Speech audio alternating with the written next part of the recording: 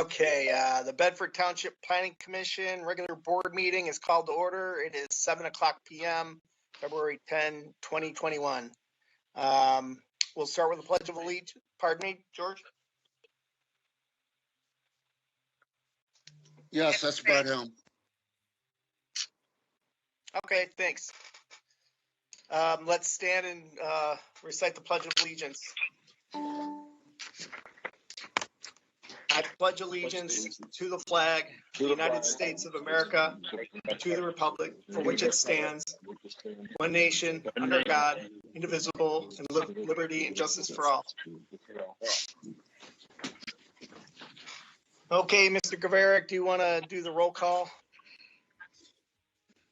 Yes, Mr. Anger? Here. Mr. Fritz? Yes. Here. Mr. Steiner? Aye. Mr. Garvick's here. Mr. Mahoney? Here. Mr. Helm? Here. And okay. Next item, approval of the agenda. Has everybody had a chance to read it over? Any questions, any changes? If there's no changes, I'll make a motion to approve the agenda as submitted. That was seconded. Matt supports. All those in favor say aye. Aye. Aye. All those opposed? Motion passes unanimously. Approval of minutes from January 13, 2021. I guess I kind of skipped ahead there. Any questions on the minutes from January 13, 2021?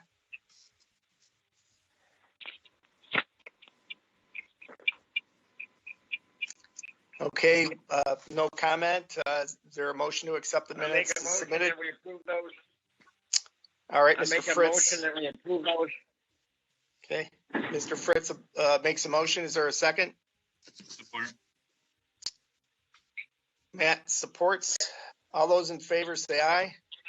Aye. All those opposed? And I'll abstain as I was not part of the actual meeting. Okay, one abstention. And we will move on to public comment. 3-minute limit. Is there anybody in the lobby, Mr. Allen? We'll give it a minute or two. That's for the second item on the agenda.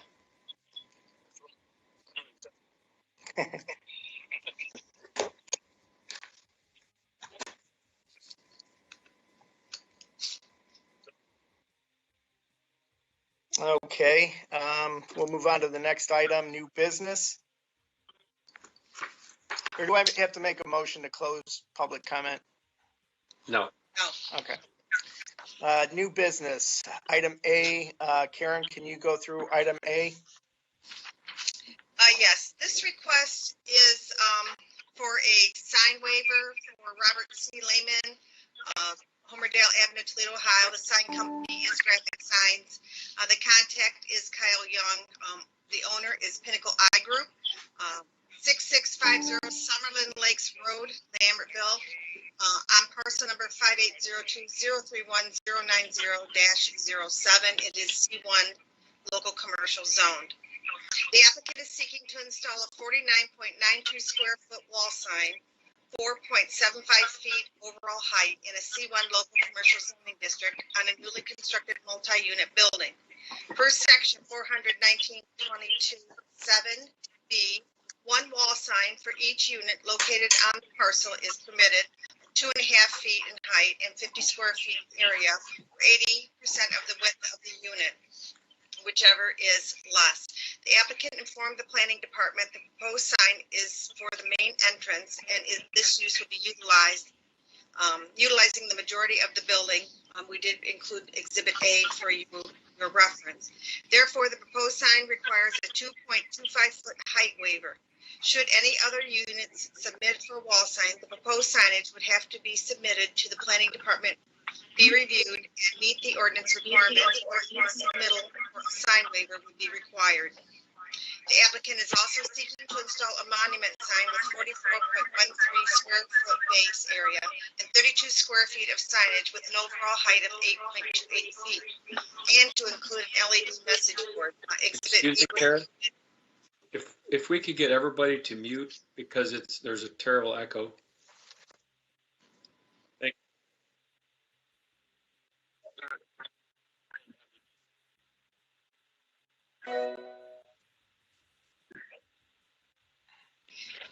Okay.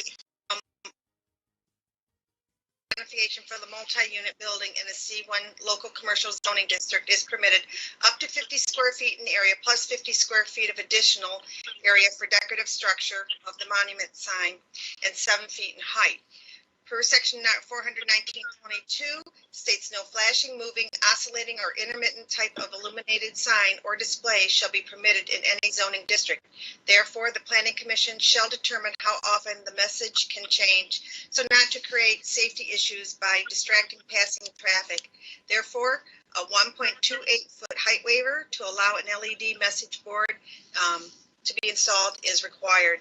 The applicant is requesting the proposed LED sign extend beyond the foundation base. Per section 419.22, a monument sign shall be a sign where the bottom of the sign above ground is an extension of the underground foundation and decorative structure on top of the foundation that runs at least the entire width of the widest part of the sign.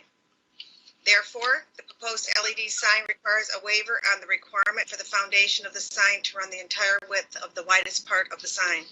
The applicant has indicated the proposed monument sign will have landscaping around the perimeter of the base and will be located at the southeastern corner of the parcel outside of the road right-of-way. Should the request be considered, the following waivers are required: a 2.25-foot height waiver for the wall sign, a 1.28-foot height waiver for the monument sign, waiver for the foundation of the sign to run the entire width of the widest part of the sign, and approval to allow an LED message board. Also, the following should be considered. All required permits shall be obtained from the Bedford Township Building Department.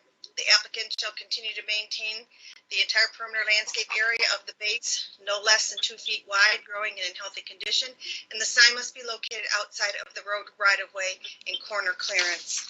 I don't know if you want to take a look at the sign design so I can offer some clarification. You will notice that where we're referring to the LED extending beyond the base width is lesser than that LED looking at the page on the right side extends beyond the base. It's purely a creative design. It does meet the intent, but it does allow for greater creativity to allow that, as well as do the inserts along the left side of the sign, looking at it from this direction. When we were talking about the base not being as wide as the sign, that's where we're talking, and it clarifies. The other thing that I wanted to, we did receive a call from Ron today asking about the LED message board. There are 2 inserts, one facing, I'll say north, and one facing south. It is sort of on an angle. The message must be the same on both sides. And in speaking with the sign company, it was indicated that the message on both sides will be the same. And change as they will change at the same time, the message change. So I don't know if you have any further questions or if the applicant wishes to add anything in addition to what I said. Is Kyle Young called in? George, do we have anyone in the lobby for the applicant? Yes, we have Mr. Harold. All right, so Is it is Bob both of not them? speaking?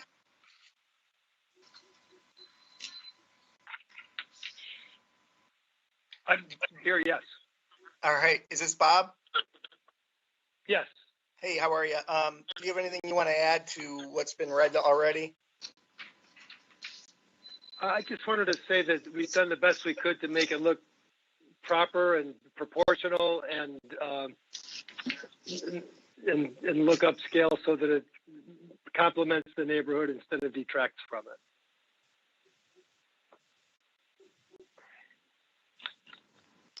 Okay, and any issues complying with what might be proposed here tonight? No, I I don't know what those are just yet. Okay. Regarding the LED requirements, is that a problem or issue that Karen laid out? The same thing both sides would be expected. Yes, there's no trouble complying there. And Matt, you seem to be well versed in this. Is there other limitations to the LED, like how long it can flash before it changes, dimming, those kind of issues that we need to take into consideration?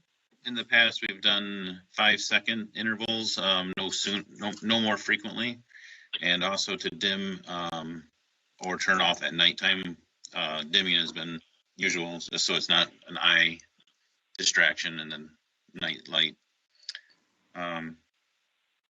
As far as the sign design goes, I think it does look good, and the building is absolutely gorgeous. I drove by it the other day just to look at it again, and it really does look, it adds to the township a lot, I think. And I think the sign that he's proposed does actually enhance it even more.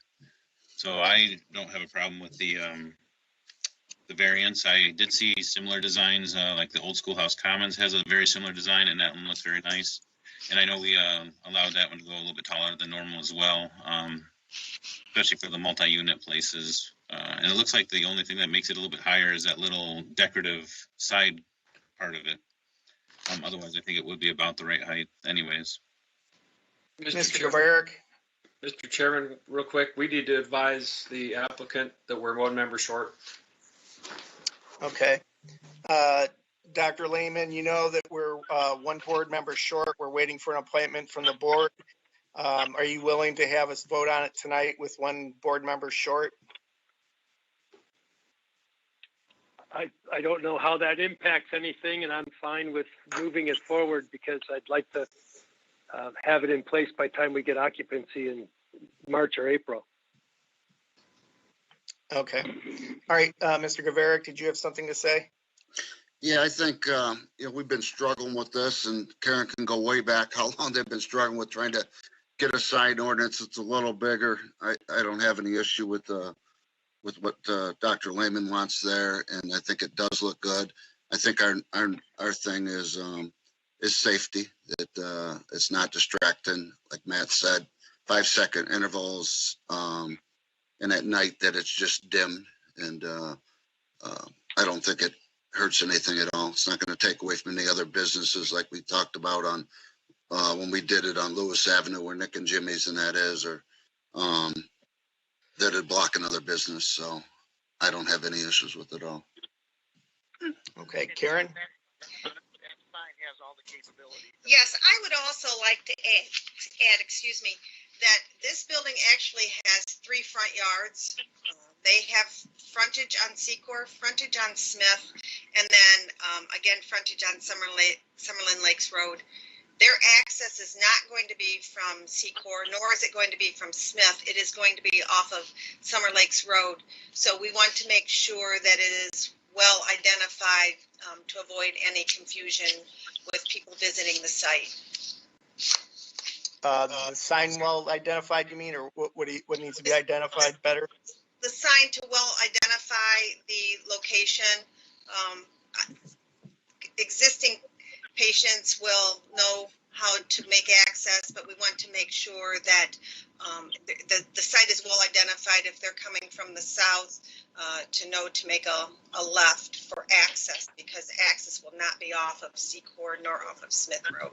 They actually have to make a left if they're coming from the south onto Smith Road to make access to the site from Summerlin Lakes Road. Jody? I just had a question. I don't know if it's Gary Harrell from the sign company. It sounds like he's trying to make a comment, but his volume is very low. I keep hearing him in the background, so I just didn't know if you wanted to ask him.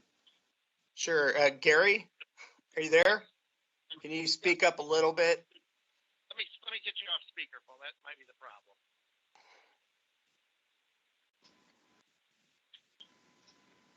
Okay, is that better? Yes, yes. Okay, sorry about that. I thought I had my phone fixed, but apparently I don't. You can go ahead.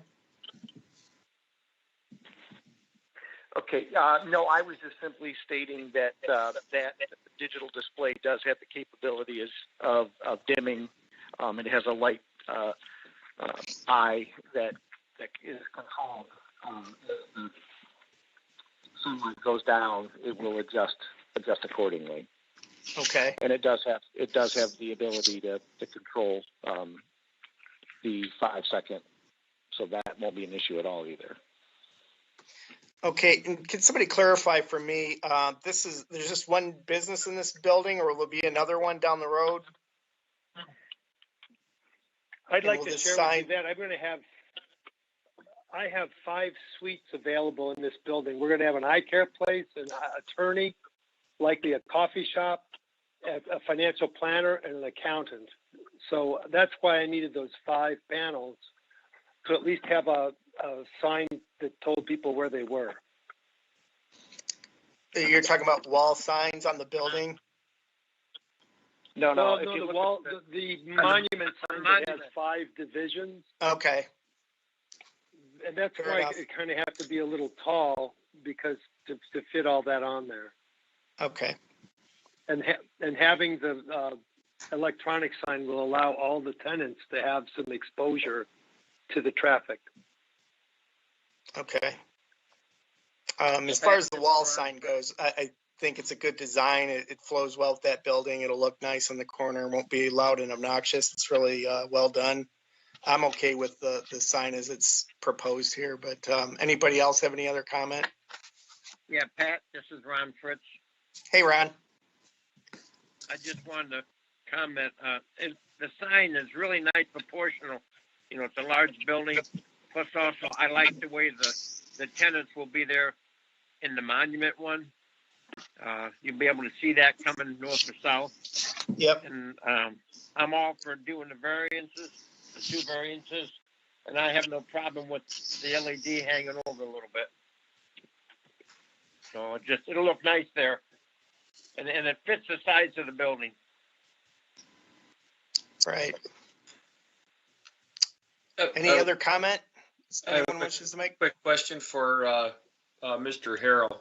Gary, you still there? Yes. Just the 5 panels for the separate businesses. Are those illuminated? Yes, they will be illuminated. And then, so my question there is, those technically are outside of the base on the left side, as well as the main screen being outside of the base on the far right. Correct. And that's why we did that, was to give it a balance. It was the reason I did that was to give it a more decorative look.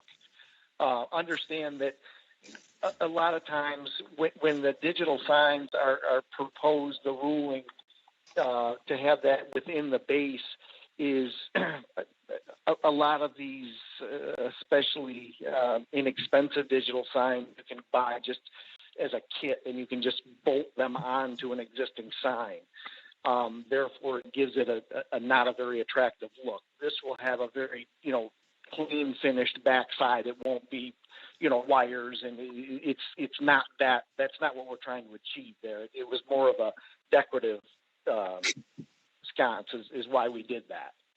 Right. And I think everybody on the board, I'm sure, is concerned with the safety, and I know that's being addressed right up front. So I don't have a problem with this sign either. It looks good. It falls in with the aesthetics of the building as well. I think, Pat, we're probably pretty close on this piece, and then I guess we need to discuss the wall sign. Myself, again, it fits well. It fits within the peak where they want to mount that. Again, I don't have a problem with the way that fits into that structure. Welcome, Mr. Helm. Anybody else want to make a comment about the sign, whether it be the wall or the LED or the foundation? Go ahead, Mr. Helm. I as well agree with the board. It's a, good looking sign. It meets the appearance of the building. The building looks, really nice on that corner. So I have no problems with the larger sign.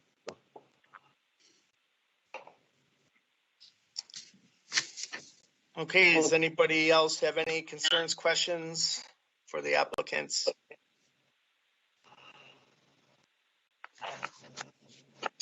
Does anyone care to make a motion? I can make a motion.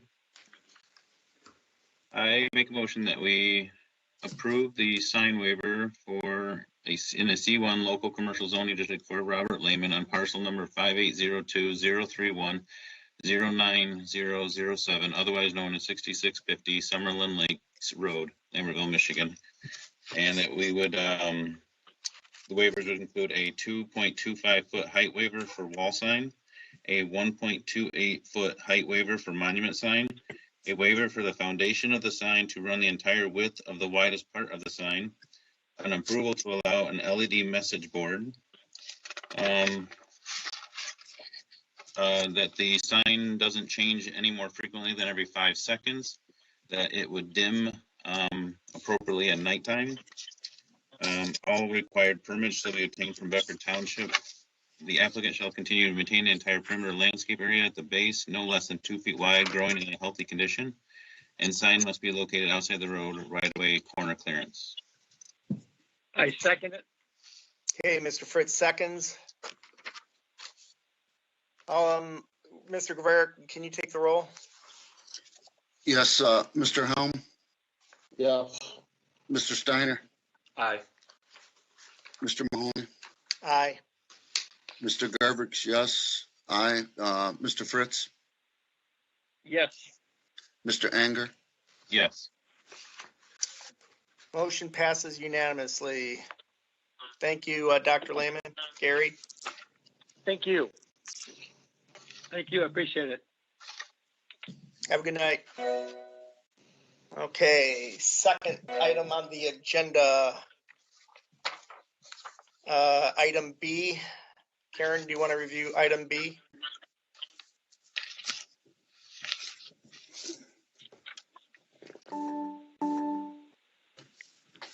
You're on mute, Karen. This is also a sign waiver for Temperance Urgent Care, 6601 Lewis Avenue, Temperance. The sign company is Glass City Signs, located in Toledo, Ohio. Walid Mahmood is the applicant and is out of Sylvania, Ohio. And the parcel number is 58025700140 in a C3 General Commercial District. The history of this site, on July 9th, 2009, the then property owner was issued a sign permit to replace a sign insert on a non-conforming sign, and that the sign did not meet the requirements of the sign ordinance. The sign ordinance section 419.22 includes time is when any existing sign shall have its face or faces changed in any way, except for painting and maintaining as defined in the next sentence, or have any change made in the name, words, or symbols used or a message displayed on the sign, unless the sign is designed for periodic changes of message shall, such as for gasoline service stations and real estate offices or the like, a 7-year grace period shall begin, which shall mean that within 7 years the sign shall be made into compliance with the then existing provisions of the section 419.22, or it shall immediately become non-conforming and illegal. This provision shall not apply to painting, same or different color, or maintaining of sign, but the name, words, symbols, or display shall not be changed to a different name, words, symbols, or display, or this provision will apply. Any removal of a sign section or insert on a multiple unit freestanding sign, or the replacement of a sign section or insert on a multiple unit wall sign shall constitute a change, which shall initiate the 7-year grace period. At the end of the 7 years, if not complied with sooner, the owner of the lot or parcel which contains the sign will have the sign comply with the then existing provision of the section, and that was the ordinance. When the permit was issued on July 9, 2009, the property owner signed, it was a notarized signature, the agreement to bring the non-conforming sign into compliance on or before July 22nd, 2016. Unfortunately, the sign was never brought into compliance and the property is under new ownership. The ownership took place in October of 2020. When the owner's sign company made contact with the township, she was informed the non-conforming monument sign must be brought into compliance. An email was provided to the planning department with measurements of the existing sign to calculate the required waivers. We do have those listed below. The applicant is seeking a sign waiver to allow an existing 15-foot tall, 70 square foot sign. There are 2 areas of the sign to remain where a 7-foot tall, 50 square foot in area sign is permitted, with an additional 50 square feet of area for base. For an insert change to the new urgency care facility, CA. While these requests have become cumbersome for a new property owner, the planning department has been working on trying to resolve these issues moving forward. However, there is no mechanism in place to follow up on previously granted signed 7-year contracts. The Planning Commission may waive the requirements of Section 419.22, but only where exceptional conditions or circumstances exist, which were not contemplated at the time Section 1922 was enacted, or which are so unusual that they are not adequately regulated by Section 419.22, but only if the waiver may be granted without impairing the intent of purpose of Section 419.22 and without substantial detriment to the public health, safety, and welfare. The right to waive the requirements of Section 419.22 shall include the right to allow larger wall signs or identification signs for units in multi-unit sites or buildings where buildings or units is of such a large size that the sign needs to be larger to fit the large scale of the building or unit. When allowing larger signs, the Planning Commission shall first determine that the building or unit is uniquely large to warrant the waiver, then determine the minimum waiver required to make the sign size reasonable and proportionate for the building or unit size, and then determine that the intent and purpose of Section 419.22 not be impaired. We did include an aerial map to identify the sign location, and should the request be considered, the following waivers are required. To dismiss the July 9, 2009 owner signed 7-year grace period commitment that required the previous owner to bring the non-conforming sign into compliance with the new existing sign ordinance requirements for the zoning district. 2, to permit the non-conforming freestanding sign design to remain. 3, to permit an 8-foot height waiver. 4, to permit a 20 square foot area of signage waiver, total of the both signs area. The following shall also be considered.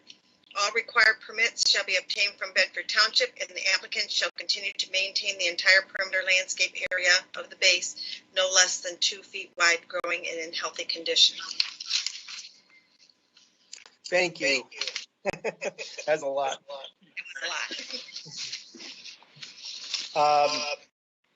Does anybody have any initial reaction or comment about this? Mr. Chair. Is Waleed here? Is I am anybody representing the owner? I'm here. I'm his wife. And I this agree is with also, everything that was said. go ahead, I'm sorry.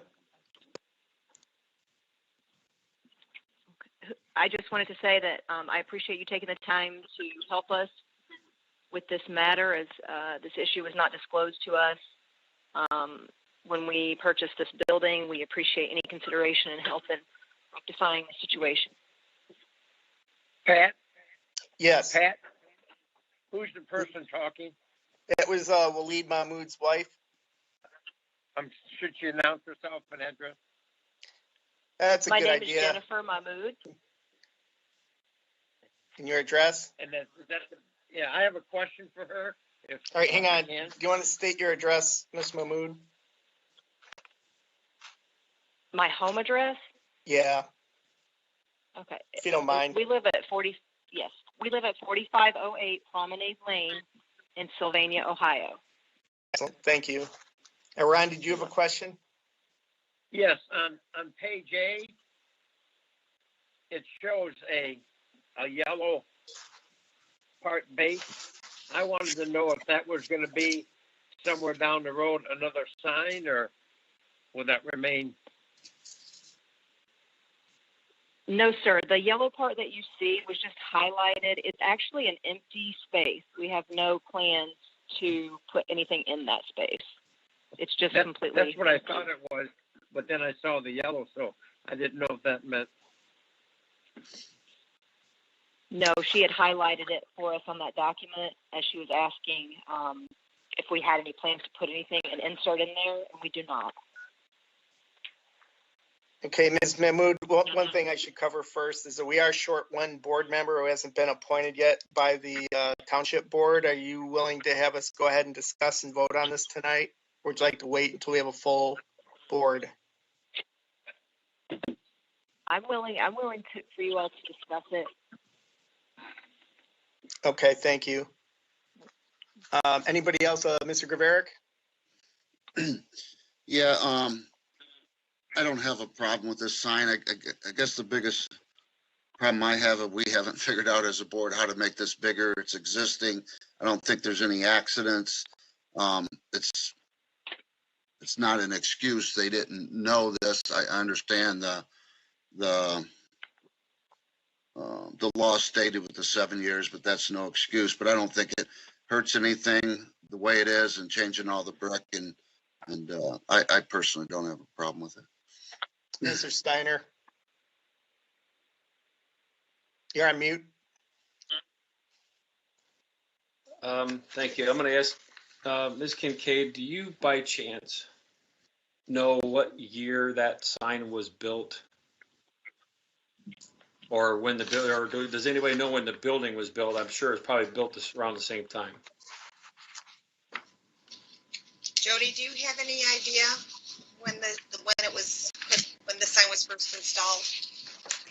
No, all I know is it was before the 2009 because the 2009 was the second insert that was requested. That's why they were required to bring the sign into compliance in 7 years. The first sign was at the time the building was constructed, and I do not believe the 7 feet in height was a requirement at that time when the building was constructed. And that leads me to the next question. It's been a while since I've dealt with signs. Do we know what year 400.1922 was actually adopted? Go ahead. I was just going to say, if we were at the township, we could look that up for you. However, we would not have that information ready available. We have had many amendments to the sign ordinance over the year. We would really have to refer to the zoning book to see when that particular section of 400.1922 was amended. Okay, I mean, I'll tell you where I was sort of going with that. I'd be willing to bet that. I'm sorry. On the sign waiver, it does state that the sign change as described in the Bedford Township Sign Ordinance 44A-2223 adopted July 29, 2003, affected August 12th, 2003. So that's when they created the sign waiver, I believe. Okay. And where I was sort of going with that is, and if we read between the lines, it seems like the building and the sign were probably both constructed prior to the amendment of 2003. The sign has been there prior to the sign ordinance It has not caused any issues at that intersection. The sign is in good condition. And I would, if the sign was in total disrepair, I might feel differently about what to do with the sign, whether we gave variances or not. But it's a brick structure. It's not like it's crumbling. I'd hate to see something torn completely apart when it's not necessary. I personally don't have a problem with the sign just having a new insert and the sign brought up to compliance with the needs of the applicant. So I don't have a problem with the waivers.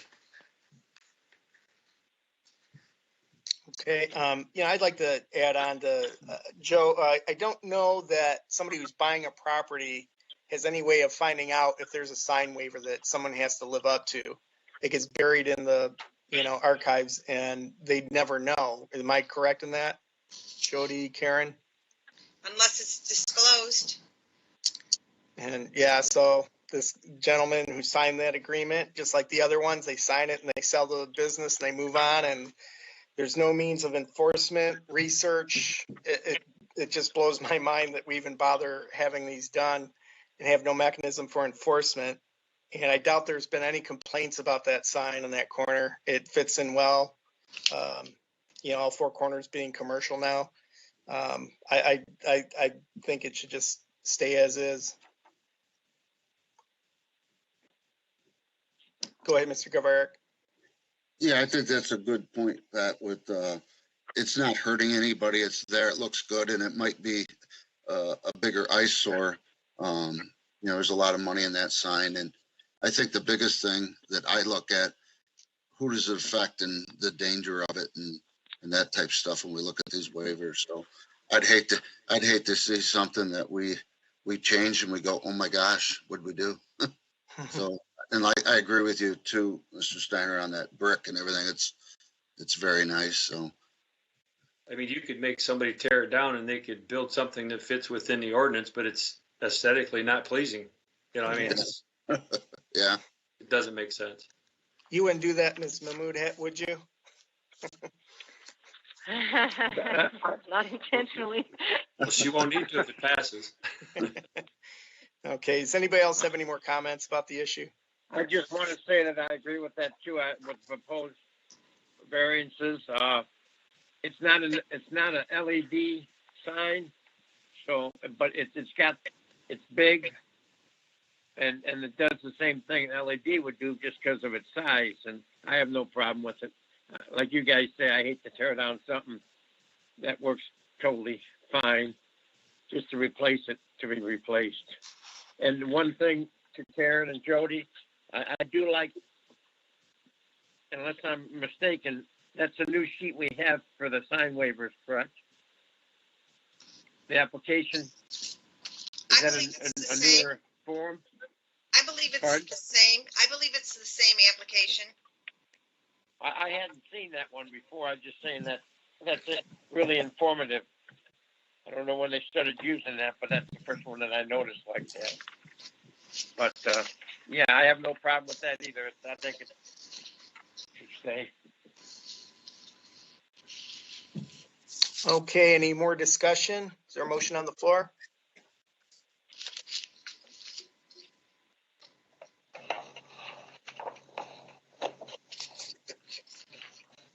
Anyone? Just real quickly, this is Jerry Miller Diversified, and I did help Dr. Mahmood locate in the property, and I was just confirming, yes, that the signage issue was not disclosed to us, but also that so we apologize for that, as Mrs. Mahmood indicated. So we really appreciate the assistance that the board is offering. And then just as a point of, somebody asked when the building was built, and the answer was 1990. Okay, thank you. Again, I ask, is there a motion on the floor? Mr. Chairman, I'll go ahead and make the motion. Thank you. I'll make a motion to approve the variance request based on these following criteria.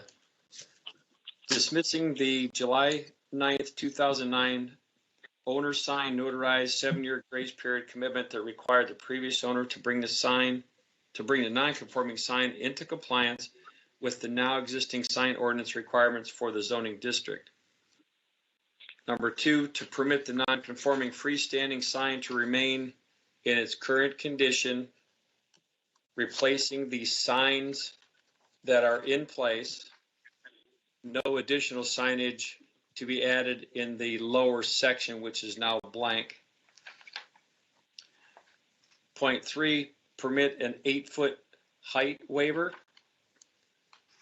Point 4, to permit a 20 square foot area signage waiver, which is the total of both signage areas. Also to be followed are all required permits, and they must be obtained from Bedford Township. The applicant shall continue to maintain the entire perimeter landscaped area of the base, no less than 2 feet wide, growing in a healthy condition. Is there a second?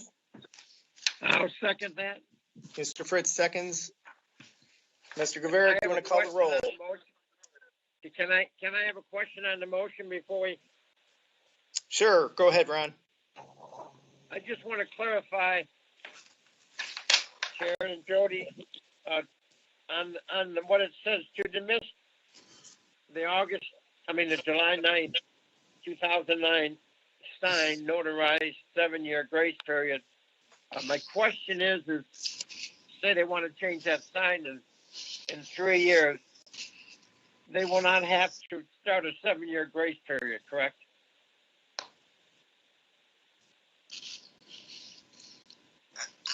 You mean if they come back, if they want to come back and change the sign? Yeah, in 3 years they want to put, maybe they get it, whatever they want to change the sign. Nothing they do will start a 7-year grace period, correct? Is Marty still here? Yes, he is. Marty, do you want to comment on that? Well, that's a good question. My gut reaction would be that if the ordinance continues to read as it does, without change, I would say that they would be faced with entering into a 7-year notice, just like the prior owners did when they wanted to change. If the ordinance changes and deletes that requirement, then I guess we'd have to follow those new ordinance regulations, whatever they may be. Is there any way we can change the wording in this motion to reflect, because we're trying to say that we're accepting the waiver, and I just was curious to know that they didn't have to come back in 3 or 4 years, say if they had to change it for some reason, maybe a different. Is it to say subject to any future amendments to the ordinance? Is that what you mean? No, so they wouldn't so they wouldn't have to come back to another board meeting to get it, so they don't have to do the 7-year grace period. Aren't we okay in that right now? Pat or Ron or Marty, that they're good? I mean, is that what we're doing right now? Good forever? If you approve the waiver as you made the motion, then they are good right now going forward until they wish to change something. Okay. And I think it would be dangerous not to have the planning commission look at what changes they're proposing, just like you are today. Okay, thank you. That makes sense. I want them to know and for us to know thanks. Okay, Mr. Steiner. So with that comment, maybe we should make a friendly amendment that states with the dismissal of the 2009 agreement, the current owner would not have to take any conditions with a 7-year compliance The No, only but Marty exception said- would be if the owner or a new owner were to take possession of the property and change the sign itself, then they would be subject to the planning commission ruling or any sign ordinance changes. Rick, what the lawyer said was though that by doing that, we wouldn't be able to, it wouldn't come back to us to okay what they're gonna do, so I think it should stay like it is and then be just so they'd have to come back and we'd have to see what they were doing, just. Well, I that's think what I that's said, only though. with the change, if I'm correct. That's only if they choose to change it. That is correct. That's right. So if they stayed in business for 20 years and didn't do anything, they don't have to do anything. If they Correct. did something in 1 year, 2 years, 5 years, and they want to actually change something, they would have to go to planning or follow whatever the current Yeah. ordinance is And if necessary. that's what myself, that's what I would want. So Marty, do we need to make any amendments to the original motion? I would say, let's not complicate it with additional language. I think without stating it, they will have to come back to the planning commission if they want to make additional changes. Okay. I like Anybody that. else have any I like that, comments? Marty. I like that, Marty. Thank you.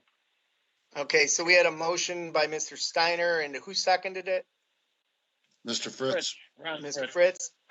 And can you call the roll, Mr. Gaverick? Mr. Anger? Yes. Mr. Helm? Yes. Mr. Mahoney? Yes. Garvick is yes. Mr. Fritz? Yes. Mr. Steiner? Aye. Okay, motion passes unanimously. We get to move on to item C, the main event. Discussion regarding ordinance language to allow chickens keeping in residentially zoned districts. Do we want to open up the floor for, or the phones for a discussion? Do I need a motion or we just do it? We actually do not require anything at this point for discussion from the outside. It's not a public hearing. Okay, So all comments would come at the public comment period at the end of, toward the end of the meeting. okay. That being said, who'd like to begin? Well, I'm going to begin just to give a little background on this. When we came to before the planning commission on the pets and chickens, and we ended up into a lengthy discussion on it, and that was on November 18th, 2020. The planning commission recommended to the township board to deny the request of the ordinance amendment that was presented by the ordinance enforcement department. Excuse me a moment, Karen. I'm sorry to interrupt. If this is an open discussion to the public, we don't need to have people waiting in the lobby. That be correct? That is correct. That's not a number that I am familiar with. I don't know if George wants to check to see if they're waiting to comment during the public comment period. George?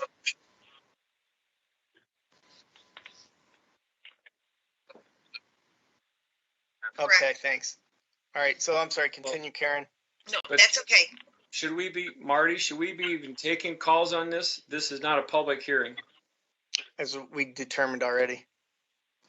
It's not a public hearing. You need not take calls. If you want to wait to hear the comments at the public comment time, that would be appropriate. If you want to take calls, I guess that would be a process that was unexpected, but you could do that. If we, I would rather take calls and hear the voices. And then, because if we go do it back and forth, that it gets difficult. So if we're going to take calls, I think we should halt the process and do that before we actually talk about it. Don't they Well, we've have got, an option we have public on number comment is item number 8. Why don't we leave it for Eight, that? yes. We'll discuss internally, then people can react to what they're hearing. Would that be fair? That's fine. Or we could switch, we could move it up. It's entirely up to the board. The board would have to vote on it. Okay, well, only is there any problem- motion the to only move problem- public comment? The only thing I'm worried about, if people call in for public comment, they're waiting later, then we've already ended the meeting. You know, I think it But might they be have best that if we agenda. just discuss this and then we open it up to comment. The only problem I see is that it wasn't on the agenda, so people wouldn't plan to call in on it. So, you see what I'm saying? I don't know, what would that be? I don't know. That's part of a public hearing, and that's why if it goes to public comment, it has to stay strictly as public comment, no deliberation. Correct. We're in the early stages of discussion. We're just trying to obtain some direction at this point. We, as a planning department, do accept any comments, whether they call us, whether they submit an email. We do take those and keep a file with that. And once we start working on this ordinance, we will always take those comments into consideration. This is our first discussion on it. There may be others before we even get to the point where we start developing the language for this. My suggestion is that we proceed with item C as is. We're not going to make any formal decisions tonight. We're not going to create any formal documentation tonight. This is a fact gathering, fact finding.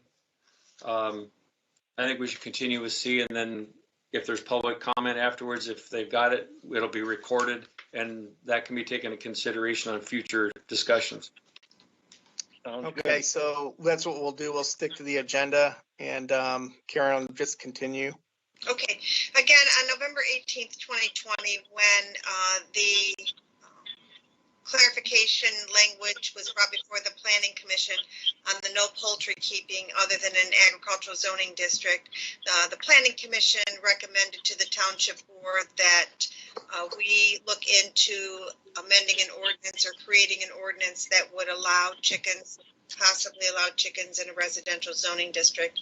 It then did go before the Township Board on December 15th, 2020, and they agreed with the Planning Commission and gave direction to the Planning Department to seek direction from the Planning Commission on moving forward with permitted use of chickens in residential zoning districts.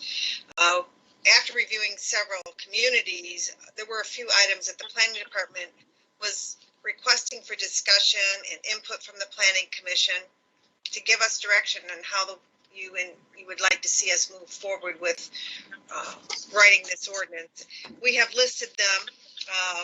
Matt Anger provided us with some additional information from Ann Arbor. Marty, I don't know if everyone received my email today earlier regarding what Marty forwarded regarding different scenarios in the same zoning district and how it might affect neighbors and how the neighbors feel within the same zoning district. So right now, what we're looking to do, Marty, please feel free to jump in when you think it's appropriate.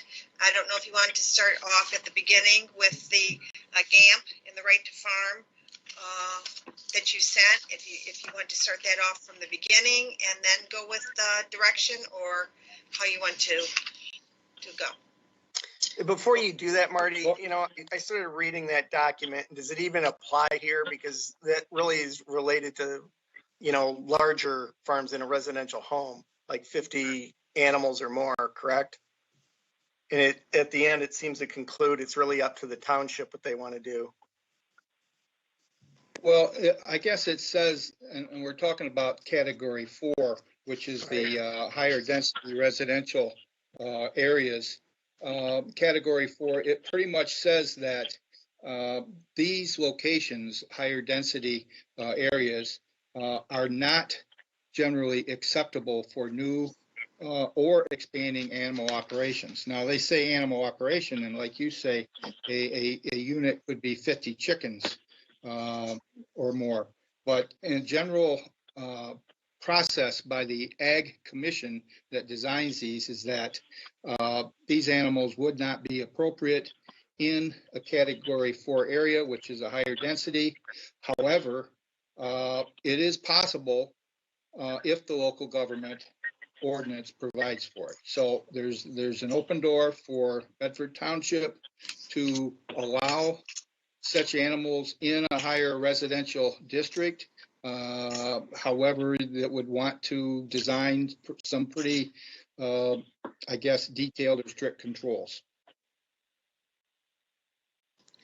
I think preliminary to any discussion about what we might or might not recommend to be allowed is how would we enforce any infraction of any ordinance that the township board would ever pass? How do we do that? Somebody, if we decide that you can have 6 chickens, somebody has 7 or 8 or 10, what are you going to do? Or what can you do? Well, that's Well, basically, go ahead, Marty. That's the Ordinance Enforcement Department, and it would be a violation of the zoning ordinance, which is a civil infraction. So whether or not the Ordinance Enforcement Department gets tired of enforcing chicken complaints, it probably would, and it'd probably be a very busy type of activity with neighbors being impacted. So I don't know how it's going to work, and it'd be nice to hear from the Ordinance Enforcement Department their thoughts on going forward, or maybe talking to some other municipalities that have this to see what kind of problems or issues they've encountered in enforcing the ordinance, or if they have no problems. I think maybe I should have invited Officer Cecil to come, our one-man enforcement department. Mr. Gaverick? I guess one of the things I'd want Marty or Karen or somebody to clear up when there's this higher density area. Could this, and let me give you a scenario if this could come into it. Say we got a higher density area, it's on the map, but there's not really many houses there. And let's say, it was agriculture, got switched to that. Then all of a sudden, somebody has chickens and we go, you know what? We have to enforce this because this is a higher density in the future, if that makes sense. I don't think they should be in subdivisions. I don't think there should be roosters, but I don't want to go. And somebody calls me up and says, hey, come out to my house. Here's the rule. You look around, there's no house, but I do fall in this density. And that's my only concern. If that's not a concern,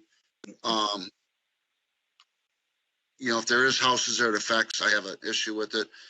If it is in an area that there isn't no houses, but it's zoned that way, does that make sense?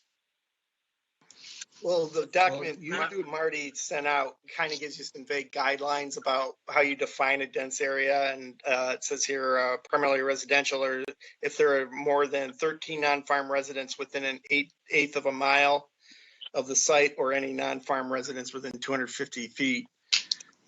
So there's some guideline there. But again, I go back to enforcement. Even when somebody violates it, I can't see anything being enforced.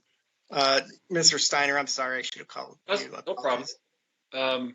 You are correct. In the current process for Bedford Township Ordinance Department, it's a complaint-based scenario.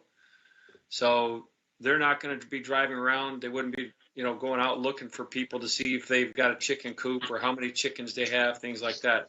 So it'd be strictly with the neighbors or whoever, calls in to make a complaint. And you just touched on the spot that I was going to say right out of what Marty had sent about how, 13 non-farm residents was within that 1/8 mile. Again, and Mr. Garverick made the comment too, subdivisions. And one of the things we all think of subdivisions, that has, maybe, quarter-acre lots, third-acre lots, whatever like that. But if you look at some of the planning, not a lot, but there are some areas that are platted as subdivisions that have extremely large lots and more than an acre of property. They are there.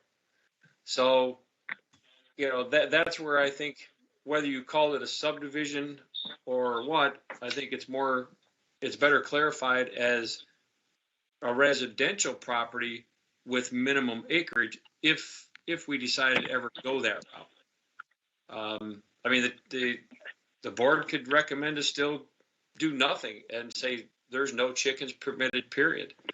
But if the board did decide, I think it's going to be based on the type of zoning and the actual property available to that homeowner, and then have proper setbacks away from neighbors, et cetera. The subdivisions within themselves could say no chickens though, just like they say no utility sheds, no swimming pools. Mr. Gaverick? This is a question for Marty. So if somebody's on ag property, Marty, it's just ag property and they can do what they want. We're only talking about residential. Am I correct in that? I believe so. Is that right, Karen? That is correct, Okay, thank you. because chickens and other farm animals are permitted in agricultural regardless of the parcel size. It's Okay. But not necessarily commercial or industrial. Right, correct. Go ahead, Karen.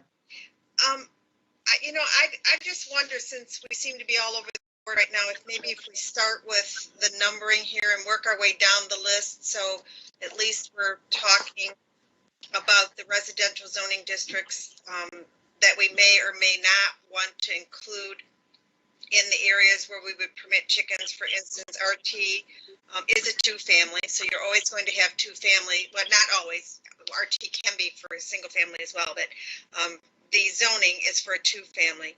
RM1, RM2 is multiple family. Those are apartments and things of that nature where you have more than one family living on a parcel. So we were just trying to get an idea if we're looking more for single family residential zoning districts, which would be R1, R2, RA and B, and R3. And then if you wanted to consider allowing them in two family districts and multiple family districts.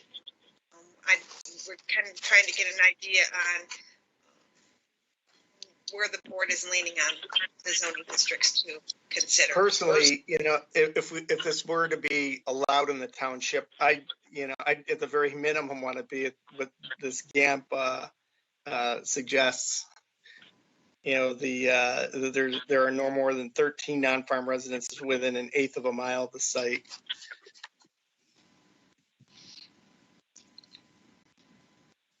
Matt, I'm sorry. As far as number one goes, I think eliminating the RM1 and RM2 makes sense. We don't want apartments to have chickens. That would just open up a whole can.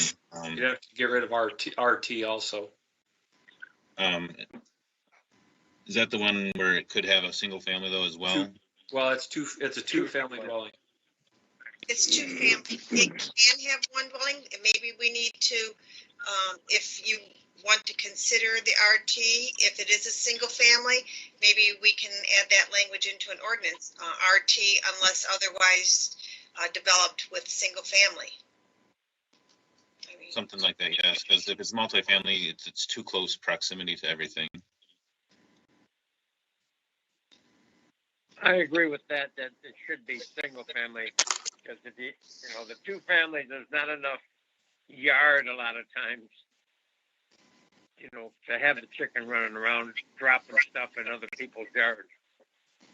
Well, then if we do something to add this, you've also got acreage that we're all talking about as well. So even those RTs might not even have the proper acreage to do something.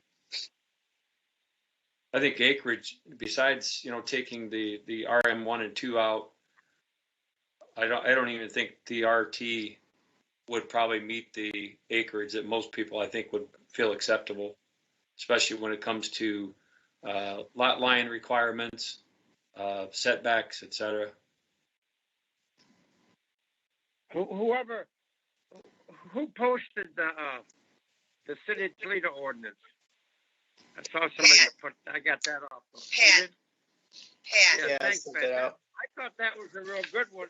If we took something like that and did the same thing we're doing with this, single family requirements, if there's any on acreage setback, and right on down the line according to that, and kind of like use something like that for a guideline too, because I thought that was pretty good. Some things we need to change, I think, but for the most part. Well, I would go But I back agree to, also. I would think go we back need to no anybody roosters in there for sure. I'm sorry, who is that? Joe, I think we need no roosters in there for sure. Well, Yeah, I go back to the enforcement issue, and when you compare our, proposed whatever we're talking about here, guideline, whatever we're developing to recommend, the city of Toledo will probably take care of a violation the first time. Compared to up here, it's going to be different. And I just warn you guys that there's not going to be any enforcement. We just don't have the capabilities to enforce anything we suggest to the township board. Go ahead, Mr. Gubarek.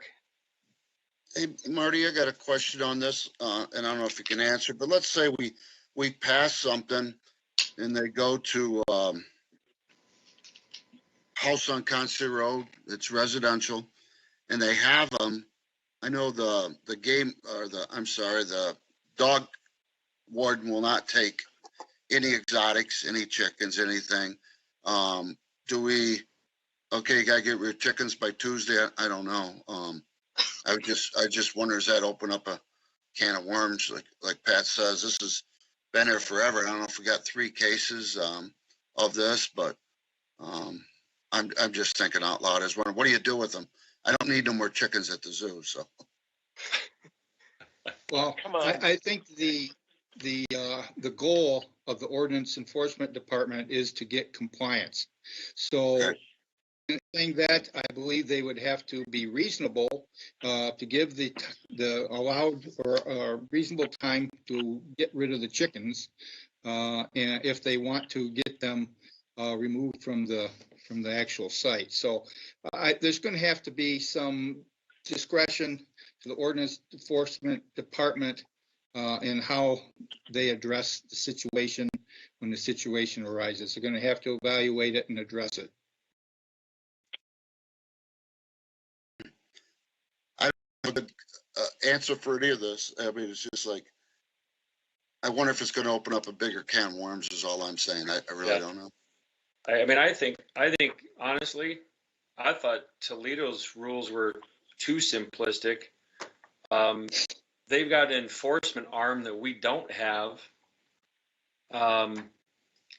Again, do we want to put something into enforcement and say, okay, if you violate the ordinance, we give you the warning to take care of the issue, and so on and so on. And next thing you know, we go down the path of, okay, now we get into legal, then we get into, fighting it in court. That can drag on forever. Again, if we did do something, I don't know, I may consider half-acre minimums. It may be an acre minimum, still with setbacks. Again, I don't know. I'm not sure. We haven't really talked enough about this. I've got those couple schools of thought if we did do something on acreage, especially. Karen? Well, right now in Bedford, you can get a chicken. You can get all the chickens you want, and they got to come out and enforce it. And they have no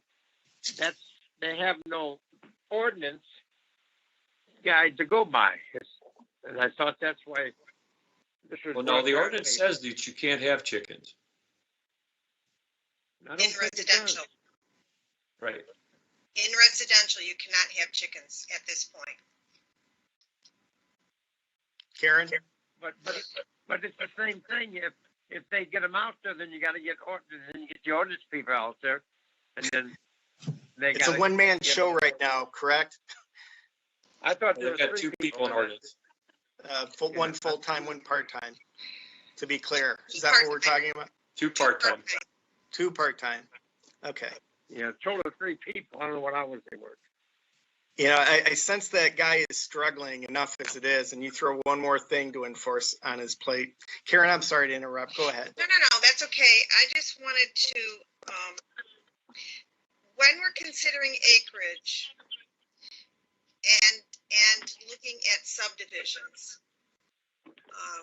as Rick said, there are some subdivisions that don't have what we would think of as the typical subdivision appearance. For instance, along Summerfield Road, their frontage is Summerfield Road. It is a platted subdivision. So we have to be careful sometimes when we start talking about subdivisions. So when we were talking in the planning department, because not all deed restrictions in all subdivisions, particularly in the older subdivisions, did they address chickens and certain types of keeping of animals because it is more popular now that they don't, they address that in their deed restrictions. So we were looking at acreage requirement. I don't know how to address if we're going to allow them in subdivisions, no subdivisions, acreage. For instance, you could have a subdivision where a half acre is not unusual. That would leave it open unless you address it both ways. So that's looking for some direction. Are we going to look at area requirement? Are we going to take a look when you have, if the smaller you go, are you going to have setback requirements from the neighboring properties? I know the next one on the list is acreage, and then we skip down a little bit and talk about putting chickens in any or all subdivisions or requirements by acreage. So I think we would want to kind of discuss that together to see. And again, this is our first time with discussion. We're trying to gather some information and trying to get things put together so we can then, it will come back for presentation. We'll discuss it again, but we're just trying to get some sort of idea on, are we going to limit the number of chickens according to the area available on the parcel and things of that nature. So we're not going to take this discussion and start come back with an ordinance and present an ordinance to you. There's going to be, we are going to have more discussions on this. Sure. Mr. Anger? I think there should be a minimum acreage to have any chickens, and then possibly even by how much acreage you have, how many chickens you would be allowed. So say the minimum number we pick is half acre, you're allowed 2 chickens. If you have it full acre, you can have 2 more chickens, that type of thing. Because I had chickens, and they do have a lot of excrement, and if you have it in a small area, the more chickens you have, the more excrement you can have. So it does get messy if you don't have enough area for the chickens themselves. On that note, I also noticed that generally accepted agricultural management plan, they talk about not allowing farms on lowlands or wetlands. Is that a concern with 2 to 4 to 6 chickens? So if somebody lives in a floodplain, can they have chickens? Or could they keep it clean and, daily or whatever they do to maintain we chickens? haven't even thought about. So there you go. There's another topic we might have to discuss. Marty, any thoughts? That's another good one that you don't think about, and you think, okay, is the DEQ going to regulate the wetlands and the pollution in the wetlands? And probably with a few chickens, no, but it does fall within the gaps in their manure management requirements. So the ordinance may also require that they comply with the state of Michigan's gaps for manure management in the raising of chickens.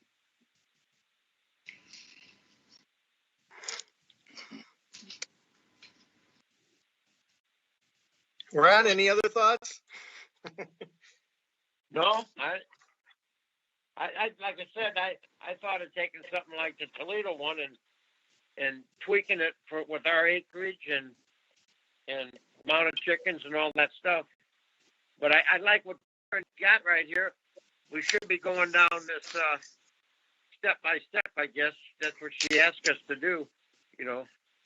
And like you guys just covered the acreage, now we can look at tree, which is setbacks. How far do we set back off the road or off the neighbor's property, off the back and the side? So are we looking at minimum acreage? I know Matt said a half an acre, 2 chicken. Are we looking at a minimum of half acre? Oh, I think at least. Matt, go ahead. I agree. I like the half acre is the minimum, and then increasing based on how, like every half acre you can have 2 chickens with a max of 6. That would be my recommendation. I had 13 chickens, and that was a lot of chickens, but I also have 4 acres, so it was still a lot of chickens. So you're thinking a half acre, 2 chickens in each half acre increment, they can increase up to 6 chickens? That's what I like as a good round number. So 1 acre, then it would be 4 chickens, and 1.5 acres and above, it would be 6 chickens. Yes. Does anybody have any comments on that or thoughts or?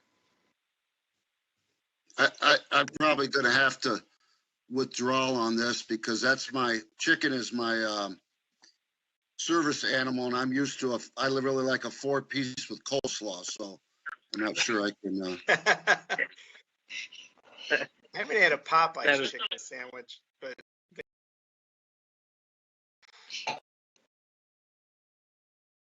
Because it sounds like everybody feels the same way about roosters. No roosters, correct? Absolutely.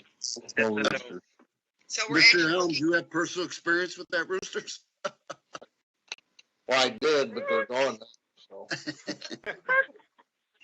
So are we all on, I mean, are we all at least heading in the same direction on thoughts here, or? I'd like to comment on number 3 on setbacks. I think an easy setback would just be whatever the property's setback for like the garage or the house would be. You can't be any closer than what you already have dwelling setbacks. Well, So like detached garages are 5 feet.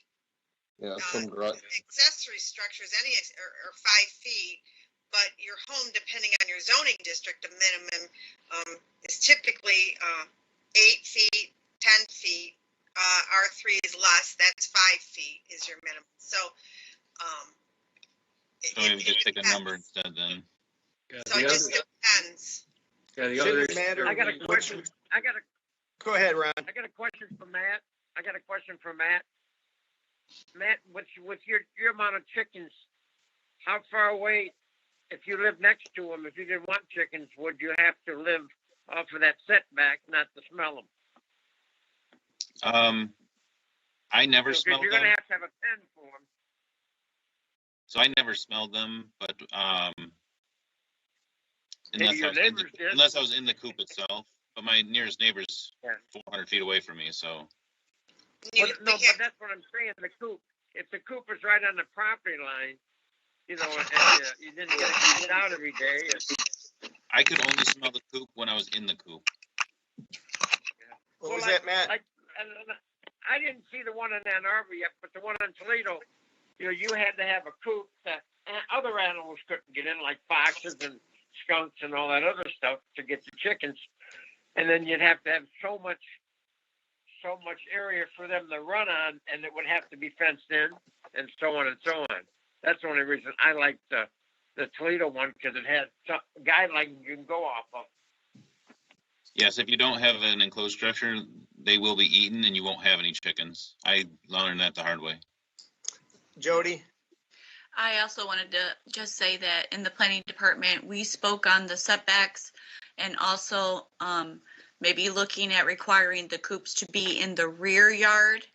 Some homes, the neighboring property sits behind the neighbor's side yard, and then they would be looking at those coops as well, instead of being just in the rear yard. It was another thing that we had discussed, since you're talking about setbacks.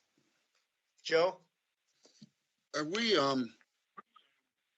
and we're all on the same page as, somebody doesn't get them and they get their coop and all of a sudden they're free range chickens and they go, well, I like the eggs and I don't want this, that we're making sure they are in an enclosure with an outdoor run if they choose or whatever. So they're not free range. So you're suggesting No, just that they are in an enclosure, not a free range chicken, because somebody gets 12 chickens from Tractor Supply and they're 4 inches tall. They grow up and the neighbor's going, I don't want your chickens in my yard. right. You Just want dropping. an enclosure. Should there be a minimum fence? Because I know chickens don't fly, right? But they could be spooking Depends the on the leaching. type. We have chickens here fly 20 foot in the air and some do and some don't. We have lids on the top of our enclosures, but I'm just thinking, you got a pretty good size. Let's say it's a half acre and all of a sudden Jody's got chickens on her back porch from her neighbor. And, I think it should be in an enclosure. And I'm not sure if City of Toledo does that. I didn't read it, but I think that's big in enclosure, no They roosters, did have that, Joe. They Did did they? have that. It had no to be, free range. the enclosure. Yeah, And they can't free range. If they gotta run loose, they gotta be fenced some way. yeah. Go down And I'm to, just saying, that would be something good to have something to work on. yeah. Brad, how many chickens do you have?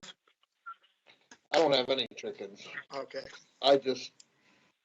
There was a rooster near our subdivision, but it's gone now, so no more cockadoodle doing. Did it taste good, Brad? I was a little old. It was there a while, so. Yosemite Sam came after him. Anyway, go ahead, Rick. Did you have something? Yeah, so, and here again, and sort of where Karen was alluding to the fact that, a front yard, a rear yard and a side yard coming up to each other. Not only does the coop have to have a setback, if you have the outdoor run, that's got to have a setback as well. Yeah. And one of the things that, I've heard the Toledo one referenced a few times. Toledo says that you have to have an enclosure in sanitary condition. That would have to be defined. Whose definition of sanitary? It has to be cleaned on a regular basis to prevent accumulation of waste. That would have to be defined. How much waste is cleaning it on a regular basis? Do you let it get a few droppings there? Do you let it get a half-inch thick, an inch thick? People have their own mind and their own definitions of what they feel is acceptable.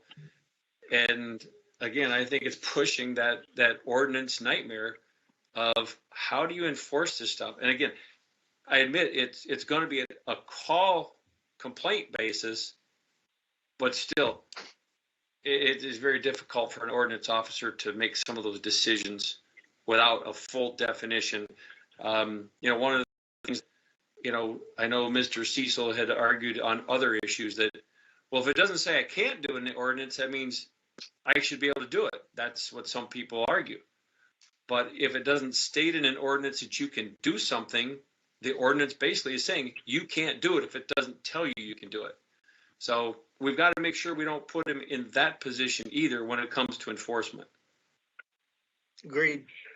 Hey, Matt, can I ask for my own edification? What do you do with the waste? Do you bag it up and throw it out in your Stevens garbage pickup?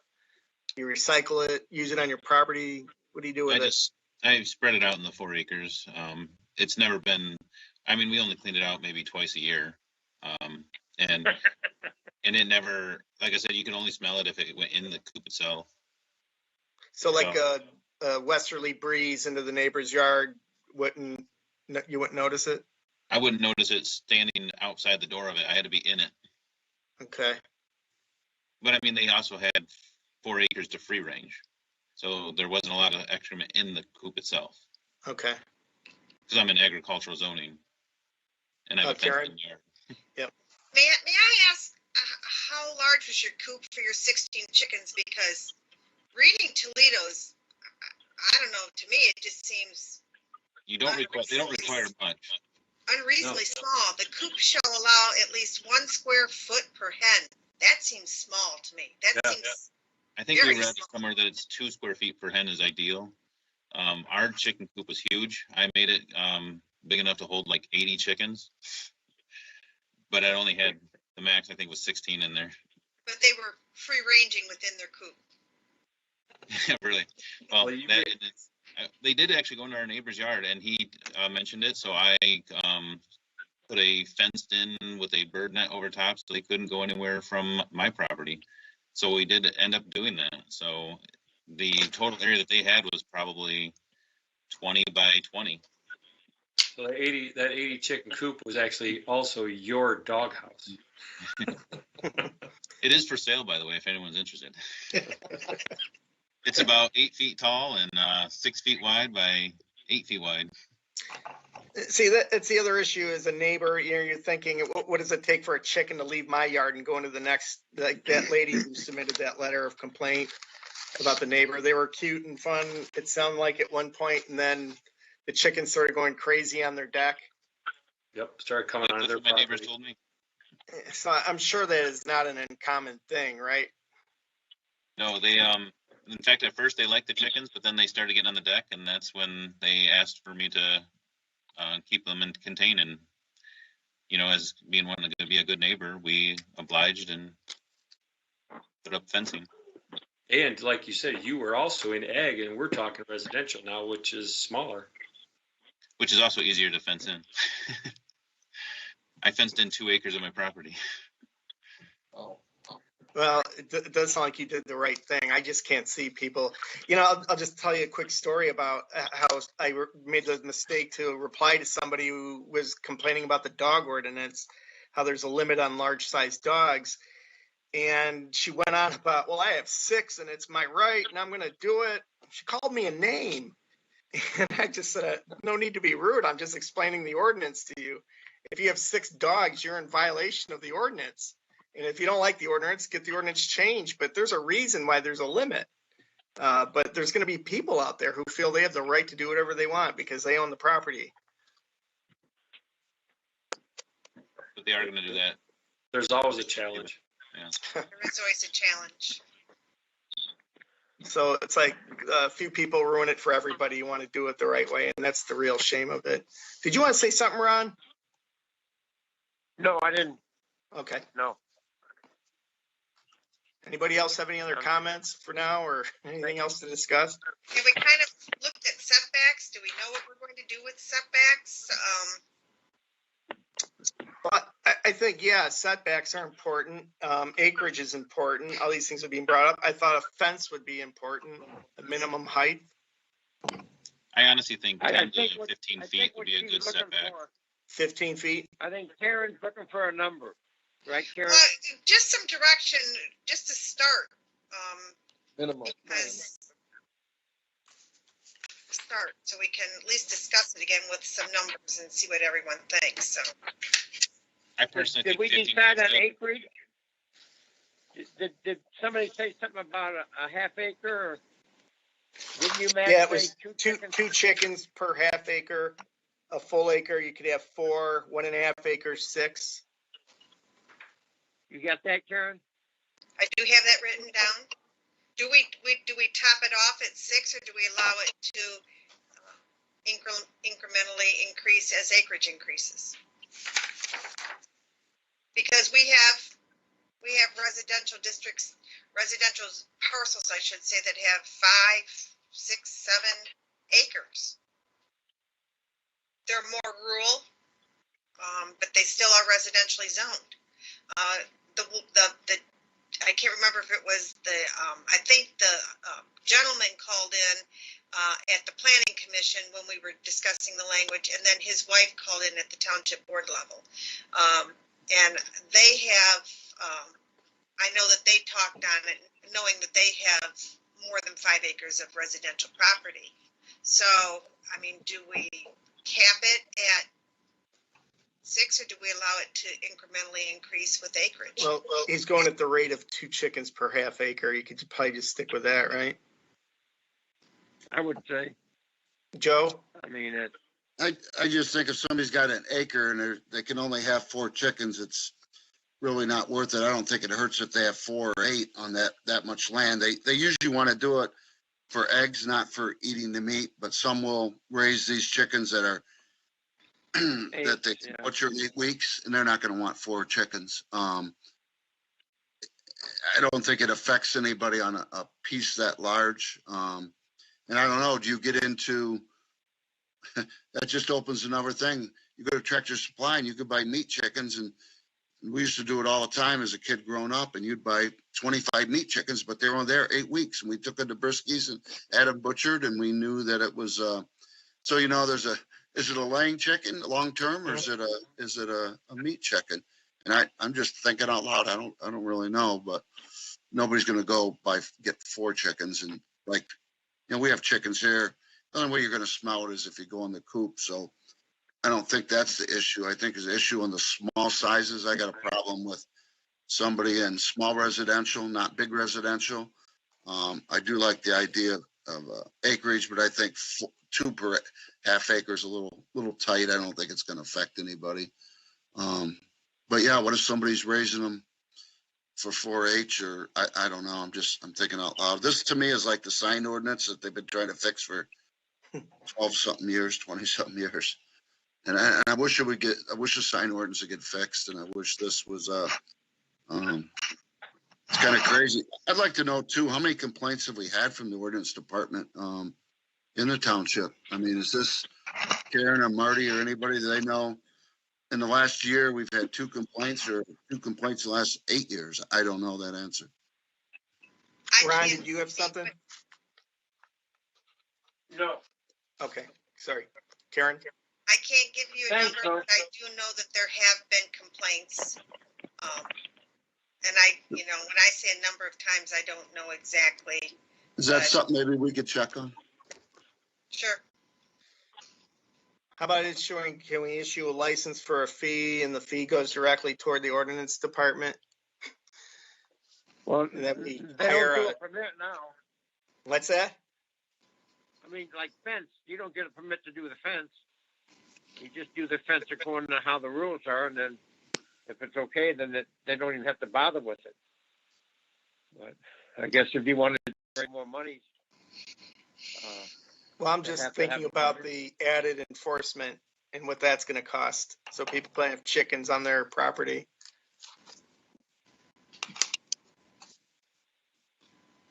I didn't think nothing about it until Joe said about 4-H. Here you're up in Michigan, and you got a little piece of property, and your kids want to do 4-H. You got 2 kids, and each one gets 2 chickens. That would be 4 for a half acre. I don't know. It's a big can of worms. Another thing the Toledo ordinance mentioned too is besides their having a 5 feet side setback, it did say 25 feet from, and part of it I would strike out. It says 25 feet from the door or window of any dwelling or occupied structure. I don't see what that has to do with any door or window. It should be, if you're going to do that, it should be a certain, footage from a structure, period.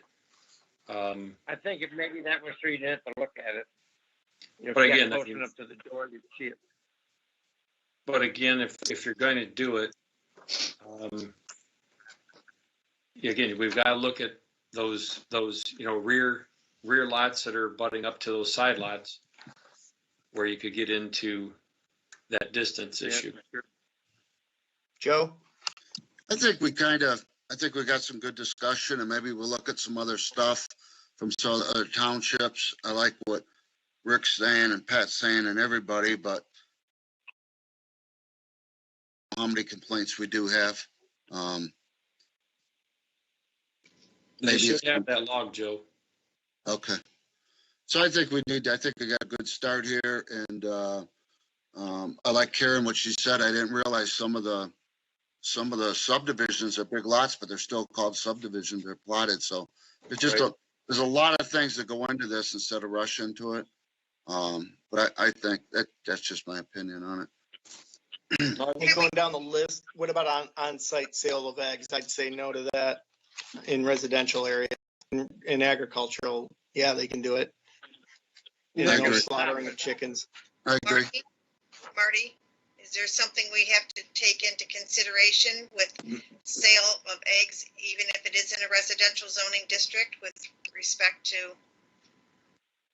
That's a legal question that's really unsettled in Michigan law yet, whether or not you have a commercial enterprise when you have chickens and you're selling eggs, whether or not the local community can regulate the commercial sale of eggs and thus have chickens. So that, I don't have a good, clear answer for that. I think we're in good, I guess I would say firmer ground restricting chickens in a residential district than in an ag district. So you think we could state that we're not going to allow the sale of eggs?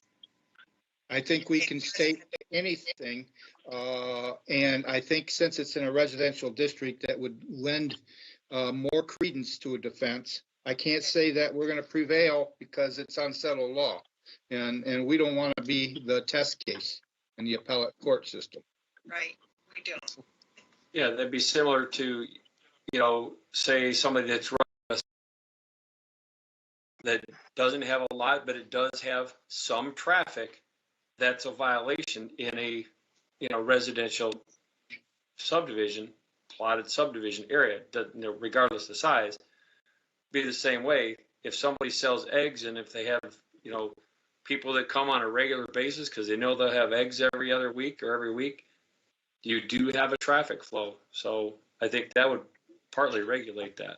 Yes, plus the GAMPS, the category 4 that we touched on in the beginning, says that high density residential areas are not acceptable for animal operations. So the state regulations would support us in that. Okay. And no signs. Eggs for sale. No signs for eggs for sale. So you think tomorrow morning there's gonna be 400 houses with eggs for sale signs in the yard? After listening to this? 50 cents a dozen. We'll put Kroger out of business. The ordinance isn't in effect yet, so hopefully not. Now, slaughtering of chickens? No. No. No. Okay. Just So, shut the garage door when you do it. so, we still haven't really come up with a good,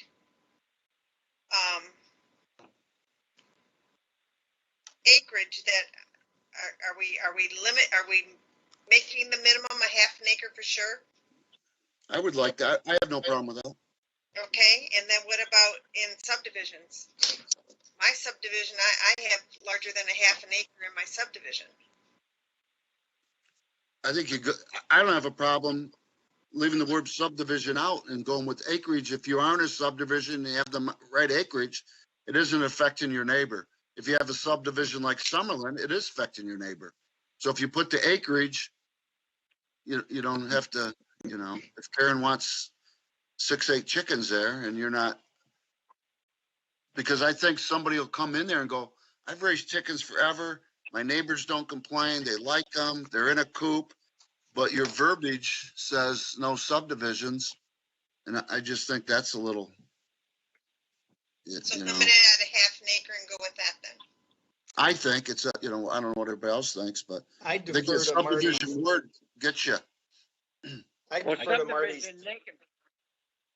The subdivision can restrict them, no chickens.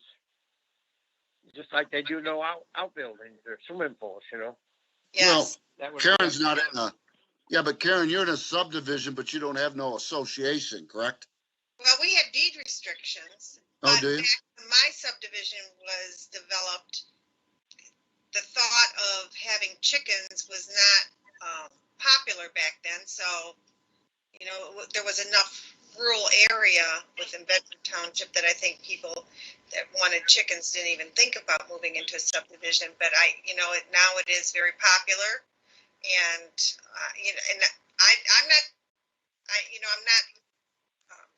I don't have strong feelings on how you want to word this. I just want to make sure that we're heading in the right direction. If we're going to regulate it on acreage, that's fine. If If we say half an acre, then we'll go with a half an acre. Rick? One of the things about deed restrictions, again, a lot of your deed restrictions were controlled by associations within a subdivision. Many associations have never taken off, or they've just gone defunct because they're inactive.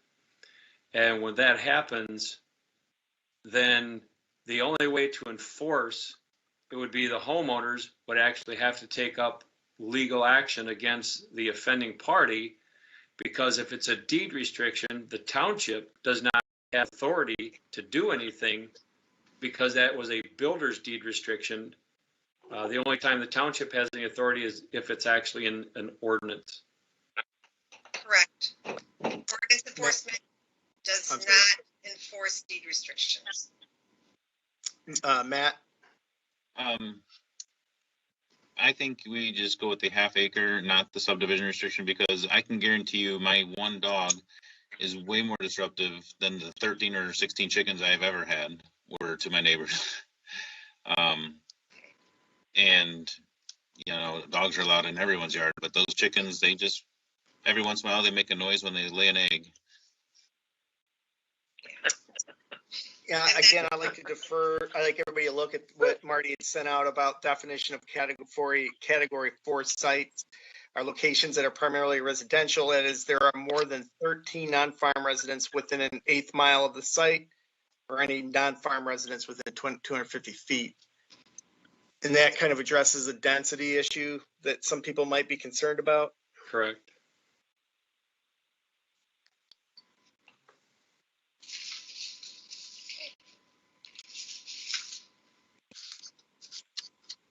On the number 11, Ann Arbor does a permit process, and if you violate the ordinance, you can no longer get a permit, and then you are excluded from allowed to have chickens if you even have one violation. Ouch. That is something that should be put in there. I was thinking how restrict you want to make it if that was, what we put in there. I don't know, when I say 1, 2, 3 to my kids, they know they have 3 seconds before they have to obey.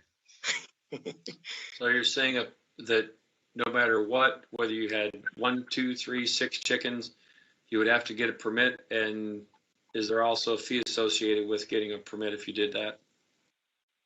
I don't know how the permit fee goes for Ann Arbor, but I know that they had 2 permits basically. You could either have 2 chickens or you can have 6 chickens. If you got the 2 permit chicken, you could only have 1 or 2, and but if you wanted the 6 permit, and notice went to your neighbors joining your property, and then they were, if they had a objection to it, then you could go down to the 2 bird permit without the objection being an issue. So, I mean, they have it pretty specific in their area. More specific, the better. Ron, did you have something else? I see your phone glowing, No. your icon, so I'm not sure what that means. I don't either. I can't see it, so. Anybody have anything else you want to add?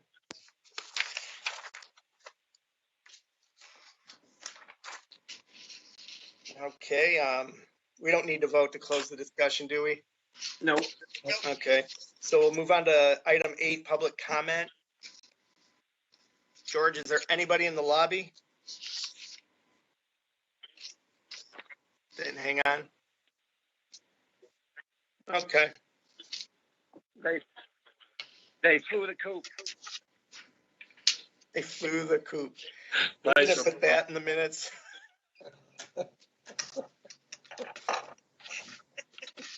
Well, as long as we have a couple of minutes, I think I'll just go on with information right now. Okay.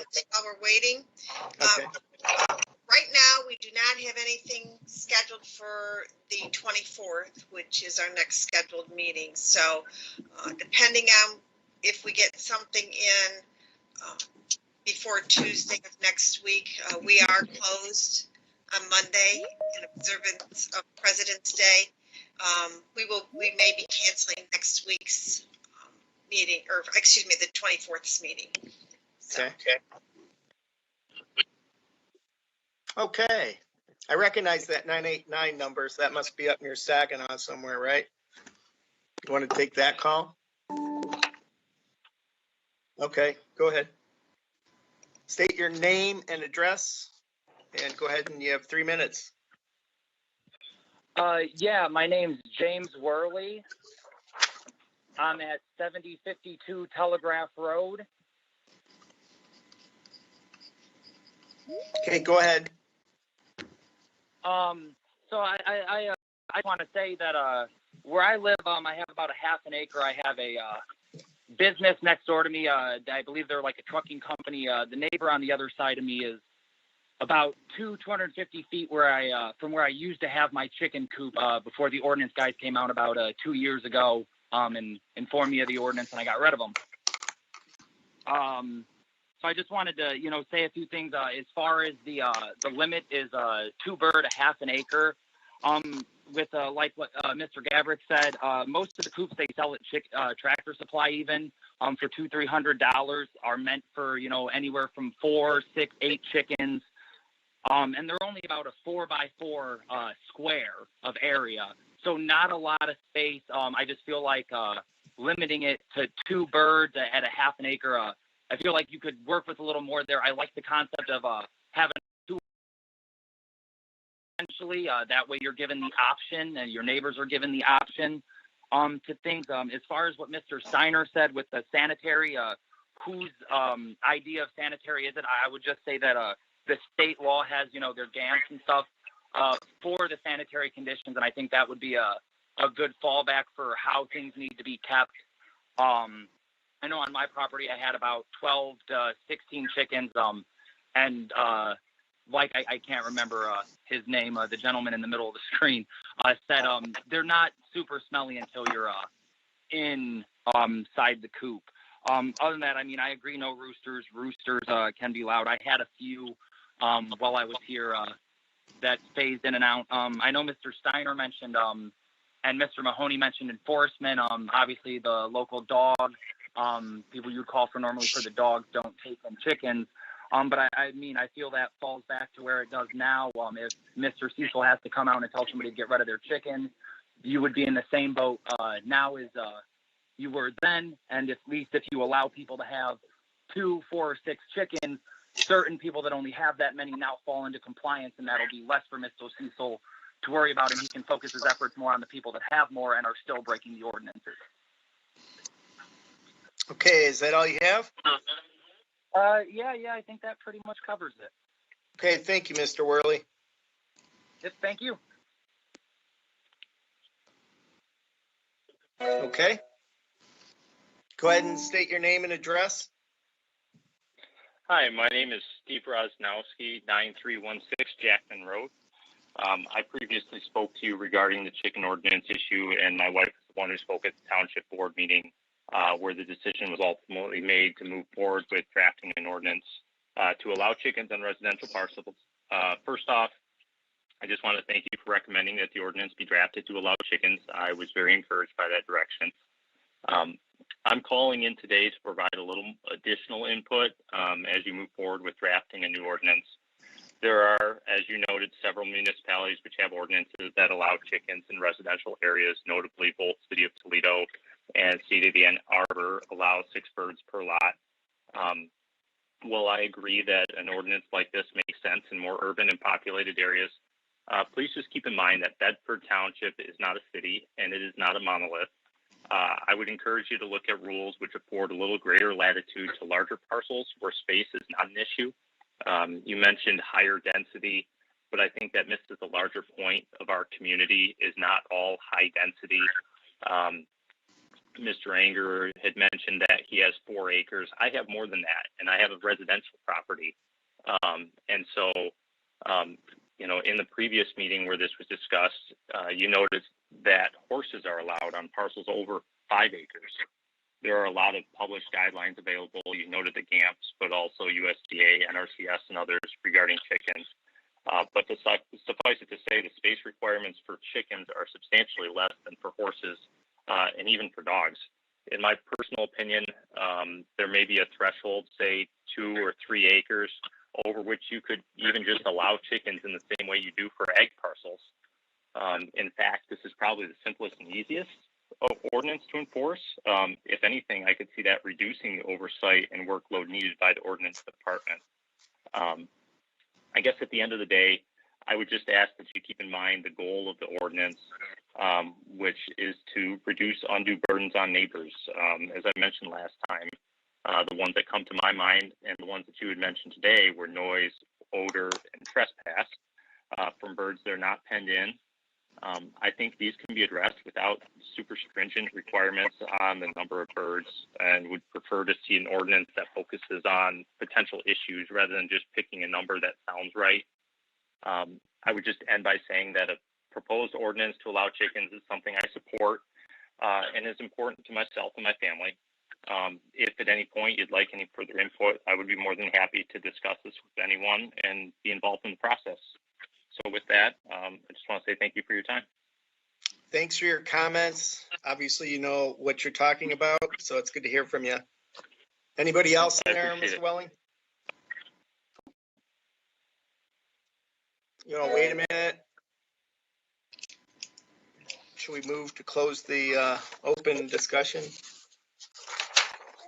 Second. Oh, we have a motion. Can I make the motion? Did I say the motion? What motion for what? We don't Closing have, the public discussion? Yeah, only public hearing. Okay. Anything else under information, Karen?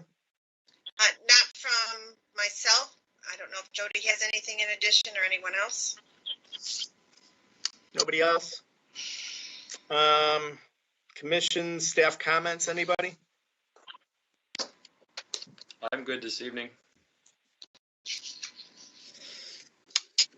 Everybody looks content.